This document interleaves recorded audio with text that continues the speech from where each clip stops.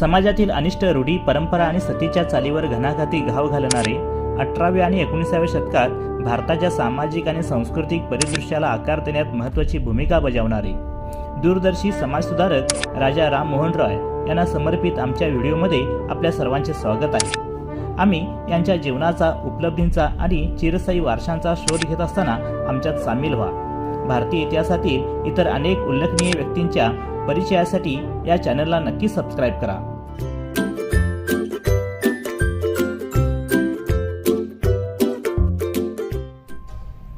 भारतीय प्रबोधनाचे जनक राजा राम मोहन रॉय 22 मे 1772 रोजी जन्मलेला एक मुलगा। त्याचे वडील रमाकांत रॉय व आई तारिणी देवी। त्या काळी हिंदुस्थानात इंग्रजांचे राज्य होते। इंग्रजांची सत्ता असल्याने राजकीय स्वातंत्र्य नव्हते, पण त्याबरोबर आचार, विचार, उच्चार, लेखन व संघटन यावरही निर्बंध होते। इंग्रजांनी भारतातील कच्चा माल नेण्याची आणि इंग्लंडहून पक्का माल आणून भारतात विकण्याचे धोरण स्वीकारलेले। जनतेमध्ये दैन्य, बेकारी, रोगराई, व्यसनाधीनता, आळस, अज्ञान पसरलेले आणि त्यातच भर म्हणजे अमानुष रूढी, परंपरा, देवभोळेपणा, अस्पृश्यता, ऊच-नीच, भेदभाव, जातीयता अशा सामाजिक स्थितीची। रमाकांत रॉयनी आपला मुलगा पाटण्याला शिक्षणासाठी ठेवला होता। अरबी, फारसी भाषा तेथे शिकवल्या जात। तो घरी आला की आई वडिलांच्या नकळत लिहित बसायचा। ते कागद तारिणी देवींनी पाहिली आणि रमाकांतनं वाचायला दिले। ते लिखाण पाहून रमाकांत आपल्या मुलावर भडकले व म्हणाले, आम्ही तुला जपजाप्य, व्रतवैकल्य यांचे महत्त्व सांगितले। बालपणापासून तुझ्यावर मूर्तीपूजेचे संस्कार केले, धार्मिक वातावरणात वाढवले आणि तू मात्र हे वेडेवाकडे काय लिहिलेस? मुलगा म्हणाला, पिताजी, पण मी वाईट किंवा चुकीचे विचार तर लिहिले नाहीत। रमाकांत खूप संतापले। नास्तिक, मूर्ख, धर्मबुडव्या अशा शब्दात त्याची कानउघाडणी केली। खूप वादविवाद झाला, वातावरण तापले।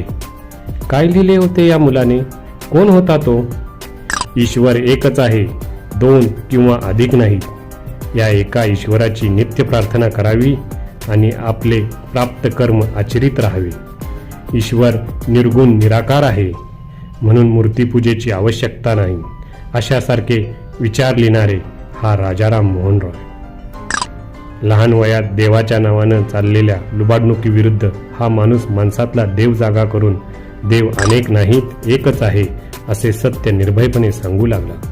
धर्माच्या नावाखाली चाललेल्या अधर्माविरुद्ध हा माणूस माणसांचा कैवार घेऊन मोठ्या धैर्याने उभा राहिला, अगदी कोवळ्या वयात। परकीय इंग्रजाविरुद्ध तोंडातून शब्द काढण्याची कोणाची हिंमत नव्हती। त्यावेळी हा माणूस निर्भयपणे इंग्रजी राजवटीतील चुका दाखवून देण्याची हिंमत दाखविणारा म्हणून ओळखला जाऊ लागला। राजाराम मोहन रॉयनं हे धाडस दाखविण्याचे संस्कार केले कोणी? ते तर त्यांच्या अखंड वाचनात आलेल्या ग्रंथांनी।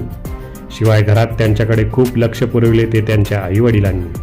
आई तारिणी देवी राममोहनच्या धार्मिक शिक्षण संस्काराकडे लक्ष देत असत, तर वडील रमाकांत रॉय त्याच्या शालेय शिक्षणाच्या बाबतीत दक्ष असत। आपल्या राममोहनने पुष्कळ शिकावे, शहाणे पंडित व्हावे अशी त्यांची इच्छा होती। त्यासाठी ते कष्टही घेत असत। राममोहनला बंगाली भाषा येत असे, ती मातृभाषा होती, परंतु वडिलांनी त्याला फारसी भाषा शिकण्यासाठी पाटण्याला शाळेत घातले होते। राममोहन एकपाठी होता, त्याची बुद्धी अत्यंत तीव्र होती। एकदा ऐकले किंवा वाचले की त्याच्या स्मरणात ते पक्के होऊन जात असे, त्यामुळे त्याचे पाठांतरही जबरदस्त झाले होते। राममोहनला फारसी शिकवण्यासाठी एक मौलवी महाशय नेमले। ते दररोज घरी येऊन फारसीचे धडे देऊ लागले। तेव्हा ते चकित झाले, कारण राममोहनने एका महिन्यातच फारसी पहिली 3 पुस्तके आत्मसात करून टाकली। इतका हुशार, बुद्धिमान विद्यार्थी मौलवी महाशयांना तोवर भेटला नव्हता। राममोहन हा पहिलाच। राममोहन लाकडी तिपाईवर फारसी किताब ठेवायचा आणि मोठ्या लयदार रीतीने फारसी शब्द वाक्ये उच्चारायचा। तन्मय होऊन वाचायचा, इतका की ऐकणाऱ्याला देखील त्या लयीची मोहिनी पडायची। राममोहन आता 8 वर्षाचा झाला। इतर मुलांचे शाळेत नाव घालायचे हे वय, पण शाळेत न जाताच राममोहनने बरीच प्रगती केली होती। त्याची बुद्धिमत्ता पाहून शिक्षक म्हणायचे, या मुलाच्या जिभेवर सरस्वतीच ठाण मांडून बसले आहे. जे सांगावं ते पाठ, जे शिकवावे ते लगेच तयार. सोपे कठीण याला त्याचे काहीच नाही, सगळे तळहाताच्या मळासारखे. बंगाली फारसीचे शिक्षण झाल्यावर रमाकांत रॉयनी त्याची अरबी शिक्षणाची व्यवस्था केली. अरबी शिकवणारे मौलवी महाशय त्यांच्या घरी येऊ लागले. 9 वर्षाच्या राममोहनने एका वर्षातच अरबी भाषेचाही अभ्यासक्रम पूर्ण केला. त्यामुळे त्याची हुशारी पाहून त्याच्या वडिलांनी राममोहनला फारसी व अरबीच्या उच्च शिक्षणासाठी पाटण्याला ठेवले. वडिलांनी राममोहनची शिक्षणातील हुशारी व प्रगती पाहून त्याला शिक्षणाची संधी उपलब्ध करून दिली. पाटण्याला राममोहन 4 वर्षे होता. या काळात फारसी व अरबीचा अभ्यास तर केलाच, पण त्याचबरोबर इस्लामी इतिहास, तत्वज्ञान आणि अध्यात्म यांचेही सखोल अध्ययन केले. तसेच अरिस्टॉटल आणि युक्लिड यांचे आणि त्यांच्या संबंधित अरबीत उपलब्ध असलेले ग्रंथही वाचले. राममोहनची ही वाचनवृत्ती फार उपयुक्त असे वळण त्याच्या आचार विचाराला देऊन गेली. 10-12 वर्षाच्या कुशाग्र बुद्धीच्या राममोहनला शिक्षणाबरोबर वाचनाची गोडी लागली. ते वय ही संस्कारक्षम, मन तरल व नाजूक, नवीन नवीन ग्रहण करण्यास उत्सुक असणारे. राममोहनचा कट्टर वैष्णवी वातावरणात जन्म व वाढ होऊनही त्या संस्कारावर व विचारावर मुस्लिम धर्मातील एकेश्वरी विचाराचा विलक्षण खोल प्रभाव राममोहनच्या मनावर पडला. त्याचे वाचन अफाट, ग्रंथावर अलोट प्रेम, शिवाय जिज्ञासू व चिकित्सक वृत्ती. या वृत्तीने परिश्रमपूर्वक उत्साहाने त्याने खूप वाचले, चर्चा केल्या, चिंतन मननही केले. आणि या मंथनातून त्याची खात्री झाली की देव असेल तर तो एकच असू शकतो आणि अशा एकाच देवाने निर्मिलेल्या जगातील सर्व माणसे समान आहेत, एकाच मातृभावाच्या धाग्याने निगडीत आहेत. आपले हिंदू बांधव अनेक देवदेवतांची उपासना कशासाठी करीत असतात? माणसात अमुक जातीतील माणसं मोठी, शुद्ध, पवित्र, श्रेष्ठ आणि इतर बाकीच्या जातीतील हलकी, अपवित्र असा भेदभाव का? या अशा प्रश्नांचे काहूर त्याच्या डोक्यात माजत असे. या वैचारिक मंथनातून त्याच्या मनात विषम समाजरचनेविषयी, अस्पृश्यता, गुलामी, कनिष्ठता, गौरकृष्ण वर्णभेद याबद्दल तिटकारा उत्पन्न झाला. ग्रंथ हे संस्कार करणारे जवळचे मित्र ठरले. राममोहनला 3 वर्षे संस्कृत शिकण्यासाठी वडिलांनी काशी येथे ठेवले. त्याने संस्कृत भाषेत प्रावीण्य मिळवले. श्रुतिस्मृती, न्याय, काव्य, तर्कशास्त्र, वेद, उपनिषदादी वैदिक वाङ्मय, गीता, पुराणे इत्यादी विषयांचे अध्ययन करून सखोल ज्ञान मिळविले. त्यामुळे राममोहनला कळून चुकले की मूळ ग्रंथातून हिंदूंना मिळालेली शिकवण ते विसरले आहेत, किंबहुना ती त्यांना ठाऊकच नाही. भट भिक्षुकांनी, कीर्तन, पुराण देणाऱ्यांनी सांगितलेला हिंदू धर्मच त्यांना ठाऊक आहे आणि तो सत्य धर्मापासून लांब आहे. भारतीय ऋषीमुनींचे दर्शन केवढे भव्य, दिव्य आणि विशाल व्यापक होते याचीही माहिती नव्हे, खोलवर ठसा राममोहनला या अध्ययनातून मिळाला. ग्रंथांचे अध्ययन हेच त्याचे महान व्यक्तिमत्व घडविण्याचे संस्कार योग्य त्या वयात देऊन गेले, हे लक्षात घेणे उचित ठरेल. राममोहनचे स्वतंत्र विचार हे घरात सतत भांडण, तंटे निर्माण करणारे ठरू लागले. रूढी, अंधश्रद्धा, परंपरा याबद्दल घृणा असणारा राममोहन आपल्या विचाराशी ठाम होता आणि ते तो धाडसीपणाने व्यक्तही करीत असे. त्यामुळे आईवडिलांशी मतभेद होत. रागाच्या भरात वडिलांनी घर सोडायला सांगितले. आई तर धार्मिक वृत्तीची व तेच संस्कार राममोहनवर व्हावेत म्हणून धडपडणारी. परंतु राममोहनला ते जुने बुरसटलेले विचार पटत नसत. तारिणी देवी म्हणजे त्याची आई रागा वैतागाने म्हणे, या असल्या नास्तिक मुलाबरोबर एका घरात राहणे म्हणजे पाप आहे. या वातावरणामुळे राममोहननी घर सोडले. गाव व शहरं फिरत फिरत हिमालयाच्या दिशेने तिबेटमध्ये पोहोचले. त्यावेळी ते सुमारे 17 वर्षांचे होते. खेड्यापाड्यातून फिरताना राममोहन रॉयनी लोकजीवन अगदी जवळून पाहिले. सृष्टीचा व जगाचा उघडा ग्रंथ डोळसपणे पाहत ते फिरू लागले.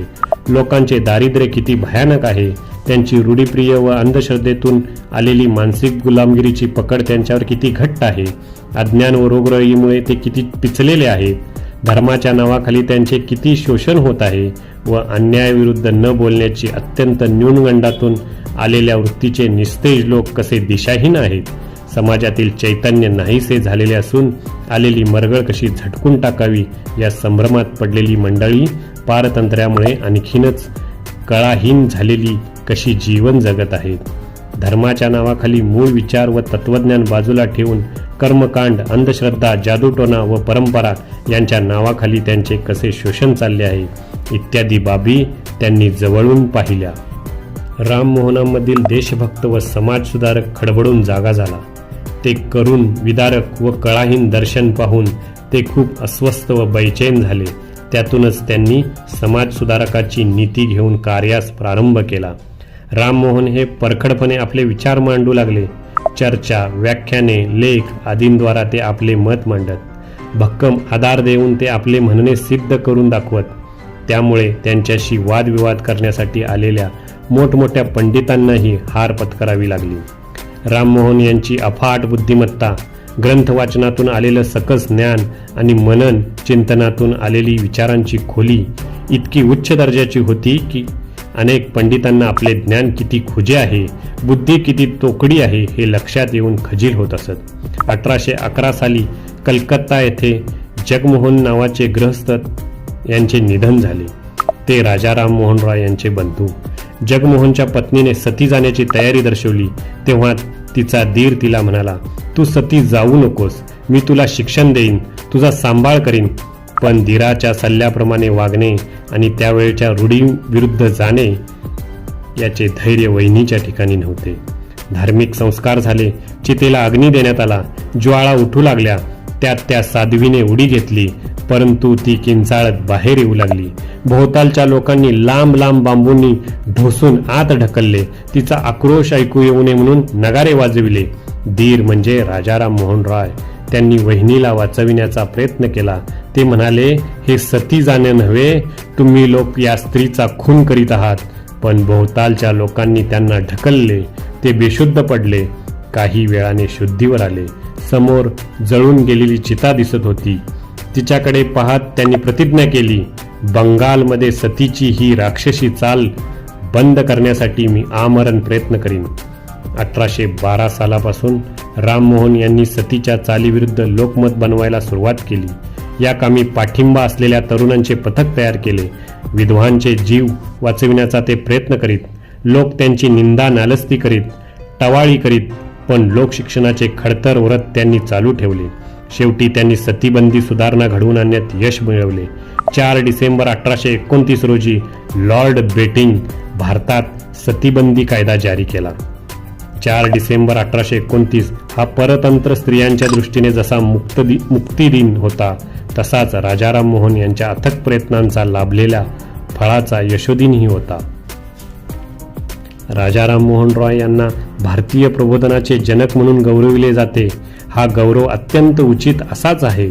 आपला देश आणि देशवासियांचा उद्धार हेच ध्येय आणि साध्य त्यांच्या दृष्टीपुढून कधीही ढळले नाहीत.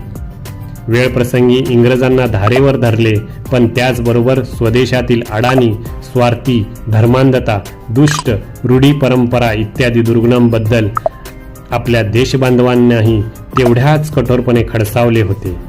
ही कर्तव्य कठोरता, डोळसवृत्ती आणि सत्याच्या शोधासाठी तर्कशुद्ध विचारांचा निकष लावण्याची सावधानता ग्रंथवाचन व अभ्यासण्याच्या संस्कारातून आलेली दिसते. हे संस्कार लहान वयापासून घेण्याचा प्रयत्न राजाराम मोहनांनी केला. बालकिशोरांनी ही जाणीवपूर्वक लक्षात घेण्याची बाब होय. आज टीव्ही व त्यांचे अनेक चॅनेल्स जबरदस्तपणे मुलांना लोहचुंबकाप्रमाणे आकर्षित करीत आहेत. परिणामी वाचन ही बाब मुलांपासून दूर जात आहे.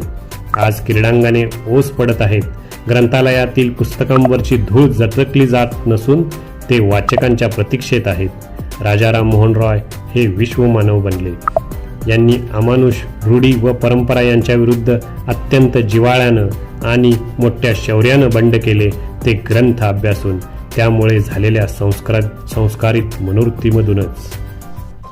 राममोहन रॉय हे वैचारिक क्षेत्रातील एक असाधारण व्यक्तिमत्व होते. ते युगपरिवर्तक महापुरुष होते. त्यांची प्रज्ञा, बुद्धी विलक्षण तीव्र होती. तिबेटी, Hebrew, Greek, Latin, French, Urdu, Sanskrit, अरबी, फारसी पाली, इंग्रजी, बंगाली आदी कितीतरी भाषा त्यांनी वयाच्या 25शीत अवगत केल्या होत्या. अभ्यासवृत्ती, कष्ट करण्याची तयारी आणि नवीन नवीन शिकण्याचा निर्धार हे गुण त्यांच्यामध्ये दिसतात. ते आजच्या विद्यार्थ्यांना अनुकरणीय असेच ठरतील. कलकत्त्याला स्थायिक झाल्यावर राममोहन रॉय यांनी धर्म आणि समाज सुधारण्याचे कार्य उत्साहाने व धडाडीने हाती घेतले. त्याचबरोबर समाजाची मानसिकता बदलण्यासाठी लेखनही झपाट्याने सुरू केले. वेदांत सूत्र हा ग्रंथ प्रसिद्ध झाल्यावर बंगाली भाषेत त्यांनी वेदांतसार हा ग्रंथ 1816 साली लिहून प्रसिद्ध केला. त्यांचा इंग्रजी अनुवाद दिग्बीने केला. वात्स्य उपनिषद व कठोपनिषद हे ग्रंथ बंगाली व इंग्रजी भाषेत प्रसिद्ध केले. या भाषेतून वेदांत व उपनिषदे प्रसिद्ध करणारा हा पहिला लेखक होय. सनातन्यांनी त्यांच्यावर टीका केली, अधर्म झाला, अनर्थ झाला अशी ओरड केली. त्यांच्या विरुद्ध बदनामीची मोहीम उघडली. आंदोलन उभारून निषेध केला. इंग्रजी, पाद्री, मुसलमान, मौलवी यांच्यात ते बसतात, उठतात, खातात, पितात म्हणून ते हिंदू धर्माच्या विरोधी आचरण करणारे अधार्मिक आहेत असे त्यांच्या विरुद्ध प्रचार करून लोकांना भडकावून देण्याचा प्रयत्न सनातनवाद्यांनी केला. इतकेच नव्हे तर त्यांच्या वडिलांनीही त्यांना आपली इस्टेट न देण्याचा निर्णय घेतला व तशी त्यांना ती दिलीही नाही. परंतु राजाराम मोहन रॉयनी आपली भूमिका बदलली नाही. ते म्हणत की मी हिंदू धर्माच्या विरोधी नाही तर त्यांच्यात शिरलेल्या विकृतींच्या विरोधी आहे. आज जी मूर्तीपूजा केली जाते, धर्मांधतेतून कर्मकांड, बळी, शोषण केले जाते ते तर वेदात आणि शास्त्रात कुठेच सांगितलेले नाही. ईश्वर सर्व ठिकाणी आहे व सर्व धर्मात एकच ईश्वर मानला आहे. 1823 मध्ये राममोहन यांनी the encroachment on the rights of the Hindu female, Hindu स्त्रीच्या हक्कावर गदा या शीर्षकाचे एक पुस्तक लिहून प्रसिद्ध केले. या पुस्तकात त्यांनी पिता आणि पती यांच्या इस्टेटीत स्त्रीला वाटणी मिळाली पाहिजे अशी मागणी केली. आज 21व्या शतकातही या मागणीची कार्यवाही कार्यक्षमपणे होऊ शकत नाही याचा खेद वाटतो. म्हणजे 200 वर्षापूर्वी हिंदू स्त्रीचा कैवार घेऊन उभे राहणारे राममोहन रॉय यांचे विचार पाहिले असता त्यांच्या व्यक्तिमत्वातील क्रांतिकारकाचे दिव्य दर्शन होते. त्यांच्या विशाल प्रगल्भ मनाची घडण व मानव्याचे त्यांचे दर्शन थक्क करणारेच वाटते. त्यांचे विचार त्यांच्या काळाच्या मानाने किती पुढचे होते याचे नवल वाटते. वज्रसूची हा ग्रंथ लिहून त्यात त्यांनी जातीय संस्थेला धर्मशास्त्रात कुठेच आधार नाही हे अनेक प्राचीन ग्रंथातील आधाराच्या दाखल्यांनी दाखविले. अनेक लेख लिहून सर्वच धर्मातील दांभिकता, जुने बुरसटलेल्या मंडळींच्या विरोधात जनता जागृतीची कठोर अशी कामगिरी त्यांनी आयुष्यभर केली. धर्मग्रंथातील सत्याचे प्रतिपादन करण्याची ठाम भूमिका जीवनाच्या अंतापर्यंत त्यांनी घेतली. राममोहन रॉयनी शिक्षणाने मन प्रगल्भ होते. विचारशक्ती पल्लवित करण्यासाठी शिक्षण हवे, त्यामुळेच नव्या जाणीवा तयार होतात म्हणून त्यांनी शिक्षणाकडेही लक्ष पुरविण्याचे काम केले. 1832 साली त्यांनी अँग्लो हिंदू स्कूलची स्थापना केली. शिक्षण सर्वांसाठी मोफत ठेवले. तसेच राममोहनांनी वेदांत कॉलेजची स्थापना केली. अंधश्रद्धा, विपर्यस्त धर्मविचार, अज्ञान किंवा सामाजिक अन्याय याविरुद्ध लढण्यासाठी शिक्षण हे प्रभावी हत्यार आहे हे जाणूनच त्यांनी हे हत्यार सार्वत्रिक व लखलखीत ठेवण्याचे प्रयत्न सातत्याने चालविले होते. लहान वयात शिक्षणाची अत्यंत गोडी व ओढ असणाऱ्या राममोहन यांना शिक्षणाचे महत्त्व जाणून घेण्याचे संस्कार लाभले हेच खरे. राजा राममोहन रॉयनी विद्याप्रसाराच्या कार्याबरोबर धर्माच्या व्यावहारिक आचरणासाठी आत्मिक सभा नावाची संस्था काढली. अनेक विद्वान, जिज्ञासू मंडळी व तरुण वर्ग याकडे आकर्षित झाला. वादविवाद, चर्चा, मतमांडणी होत राही. त्यामुळे प्रबोधनाचे काम सभेत होई. राममोहन रॉयनी 1828 मध्ये ब्राह्मो समाजाची स्थापना केली. या समाजाची सभा दर शनिवारी भरत असे.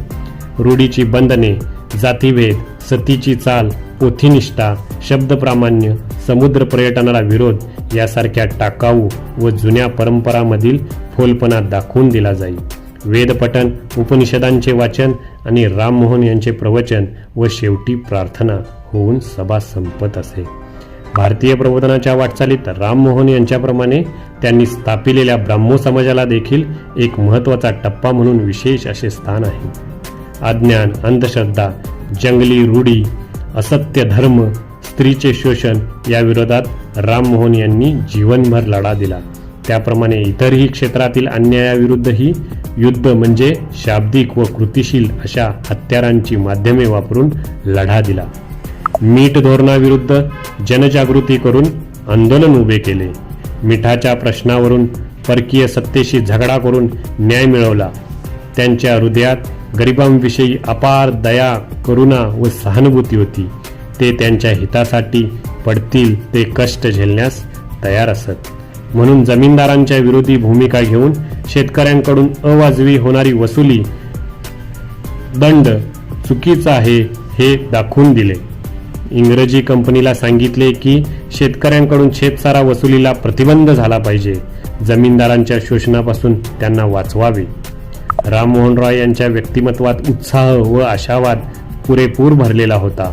सामान्य माणसाचं सुख व कल्याण याचा त्यांना ध्यास होता. सुखी, समृद्ध व बलशाली भारत हे त्यांचं स्वप्न होतं.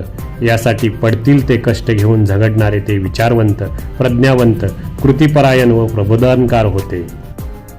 27 सप्टेंबर 1833च्या रात्री भारताचे सुपुत्र राममोहन यांनी जगाचा ब्रिस्टल येथे निरोप घेतला. ते देहाने अनंतात विलीन झाले, पण कार्याने अजरामर आहेत.